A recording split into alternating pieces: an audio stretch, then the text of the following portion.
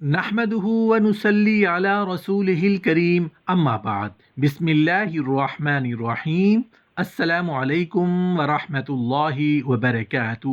خواب میں مردوں سے ملاقات کے احوال، عالم برزخ کے احوال دنیا والوں کو کیسے معلوم ہو جاتے ہیں؟ یعنی کہ جو لوگ قبروں میں دفن ہیں ان پر کیا بیت رہی ہوتی ہے، اس کا علم دنیا میں رہنے والے زندہ لوگوں کو کیسے ہوتا ہے؟ مردہ لوگوں کی روحیں زندہ لوگوں کی روحوں سے کیسے ملاقات کرتی ہیں؟ سچے خواب کن لوگوں کو آتے ہیں؟ کیا اپنی مرضی سے مردہ انسان کی روح سے ملاقات کی جا سکتی ہے؟ ان تمام سوالوں کے جوابات انشاءاللہ آج کی اس ویڈیو کا حصہ ہوں گے۔ محترم ناظرین، خواب میں مردوں سے ملاقات کے احوال، عالم برزخ کے احوال دنیا والوں کو کیسے معلوم ہو جاتے ہیں؟ مردہ لوگوں کی روحیں زندہ لوگوں کی روحوں سے کیسے ملاقات کرتی ہیں کی مکمل ڈیٹیل کے لیے ویڈیو کو لاسٹ تک ضرور دیکھیں۔ محترم ناظرین، خواب کی اہمیت کے بارے میں ہزاروں واقعات جنہیں علماء نے شرح دبست میں نقل کیا، ان واقعات کے سچا ہونے میں تمام علماء متفق ہیں کہ برزخی حالات معلوم ہونے کا ایک بڑا ذریعہ سچے خواب ہوتے ہیں۔ اس لیے خواب کو نبوت کا 40واں حصہ فرمایا گیا ہے اور اس کو نص حدیث مبشرات کہا گیا ہے۔ زندہ اور مردوں کی ملاقات کا ایک ذریعہ جس سے برزخی حالات کا علم ہو سکے وہ سچے خواب سے ممکن ہے۔ سچے خواب صالحین اور بعض اوقات عام عوام کو بھی سچے خواب دیکھنے کا شرف حاصل ہو جاتا ہے، مگر یہ کسی کو اختیار نہیں کہ جس کا جی چاہے وہ جب چاہے سچے خواب دیکھ لیا کرے، مگر دیکھنے والے دیکھتے ہیں اور دیکھتے رہتے ہیں اور حسب مناسبت تباہ انہیں برزخی مقامات نظر آتے ہیں، اور سلف سے لے کر خلف تک سینکڑوں منامی واقعات پیش آئے ہیں جو بطون اوراق میں محفوظ ہیں۔ ہر واقعہ اپنے اندر اپنی کچھ خاصیتیں اور تاثیریں رکھتا ہے، تو یہ کیسے ممکن ہے کہ صاحب واقعہ اور اس واقعے کو دیکھنے والا اس سے اثر نہ لے اور اس کی کیفیات سے متفق نہ ہو؟ ورنہ اس کے بغیر ممکن نہیں تھا کہ زندہ کی ارواح خود برزخ میں پہنچیں اور مردوں کی ارواح سے ملیں تاکہ برزخی کیفیات اور حالات ان پر کھل سکیں۔ ظاہر ہے کہ زندوں کے لیے برزخ میں پہنچنے کا راستہ کشف کے بعد خواب اور منام کے سوا اور دوسرا کوئی راستہ نہیں، جس کے ذریعے سے وہ مردوں سے ملتے ہیں اور ان کے حالات سے باخبر ہوتے ہیں۔ جن نفوس اور ارواح کو بوقت خواب دھر لیا جاتا ہے تو یہ ارواح وہاں پہنچا دی جاتی ہیں جہاں مردوں کی ارواح پہلے سے موجود ہے، کیونکہ نیند اور موت دو بہنیں ہیں جن کے احوال کچھ فرق کے ساتھ ملتے جلتے ہیں۔ اس لیے زندوں اور مردوں کی روحیں اس مقام پر باہم ملتی ہیں، پھر جنہیں اس حالت میں موت دے دی جاتی ہے وہ ارواح تو وہیں روک لی جاتی ہیں، اور جن کی عمر دنیا میں باقی ہوتی ہے وہ وہاں سے واپس کر دی جاتی ہیں۔ اس وقفے میں زندوں کی ارواح مردوں سے باہم باتیں کرتی ہیں، ان سے خبریں معلوم کرتی ہیں، اور مردے ان باتوں کی خبریں دیتے ہیں جن کا زندہ بلکہ دنیا میں کسی کو بھی علم نہیں ہوا، اور وہ من و عن صحیح نکلتی ہیں۔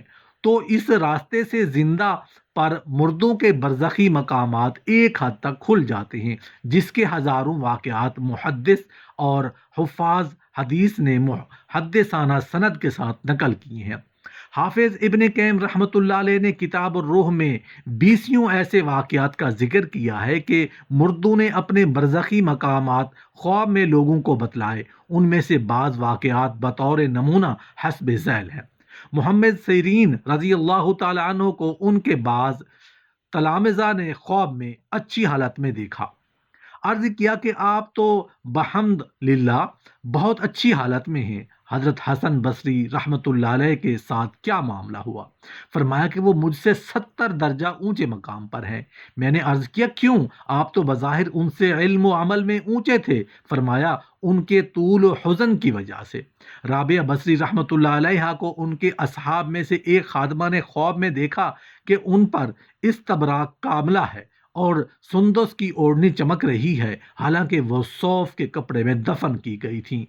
ان سے پوچھا گیا کہ وہ صوف کے کفن کا کیا ہوا؟ فرمایا کہ حق تعالی نے اس پر مہر لگا کر اسے علیین میں محفوظ کر لیا تاکہ میرا ثواب اس کے ذریعے اور عمل ہوتا رہے، اور یہ اعلیٰ لباس عطا فرمایا۔ انہوں نے عرض کیا کہ عبدہ بنت کلاب مشہور عابدہ اور زاہدہ بی بی تھیں، کس مقام پر ہے؟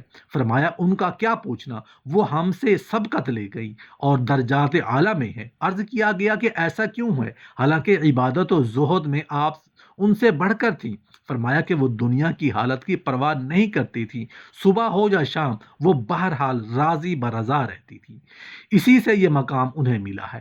خادمہ نے عرض کیا ابو مالک یعنی زیغم کس حال میں ہے؟ فرمایا اونچے مقام پر ہے کہ جب چاہیں حق تعالیٰ کی زیارت کر سکتے ہیں۔ خادمہ نے کہا کیا کوئی ایسی بات ارشاد فرمائیے کہ میں اس کے ذریعے حق تعالیٰ سے قریب ہو جاؤں۔ فرمایا کہ کثرت ذکر کو لازم پکڑو۔ ایک بزرگ کہتے ہیں کہ میں نے حق تعالیٰ شانہ سے دعا کی کہ مجھے قبرستان والوں کا حال دکھا دے۔ میں نے ایک رات کو دیکھا کہ گویا قیامت قائم ہو گئی اور لوگ اپنی قبروں سے نکلنے لگے۔ ان کو میں نے دیکھا کہ کوئی سندس پر جو ایک اعلیٰ قسم کا ریشم ہے سو رہا ہے، کوئی ریشم پر ہے، کوئی اونچے اونچے تخت پر ہے، کوئی پھولوں پر ہے، کوئی ہنس رہا ہے، کوئی رو رہا ہے۔ میں نے کہا یا اللہ اگر یہ ایک ہی حال میں ہوتے تو کیسا اچھا ہوتا۔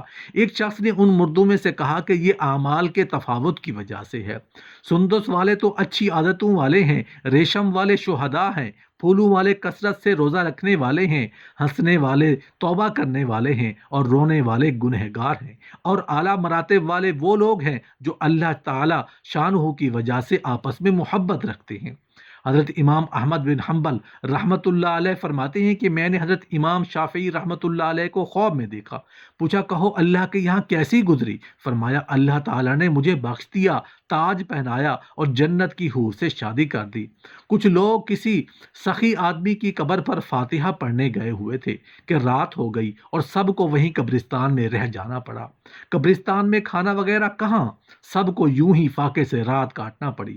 ان میں سے کسی نے خواب میں دیکھا کہ وہ سخی خود اپنی قبر سے باہر نکل کر کہہ رہے ہیں کہ میرے پاس ایک ہی عمدہ اور خوبصورت اونٹنی ہے، اگر نامناسب نہ ہو تو اپنے کسی اونٹ کا اس سے تبادلہ کر لو۔ خواب ہی میں یہ شخص بھی تبادلے پر راضی ہو گیا اور اپنا اونٹ اس کے حوالے کر دیا، اور اس سخی نے اسی وقت اسے ذبح کر دیا۔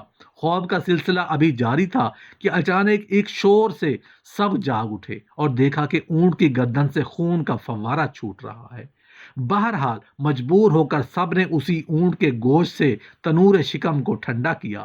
صبح کو یہ لوگ قبرستان سے باہر نکلنے بھی نہیں پائے تھے کہ ایک آدمی ایک اونٹنی کی نکیل تھامے آتا ہوا دکھائی دیا۔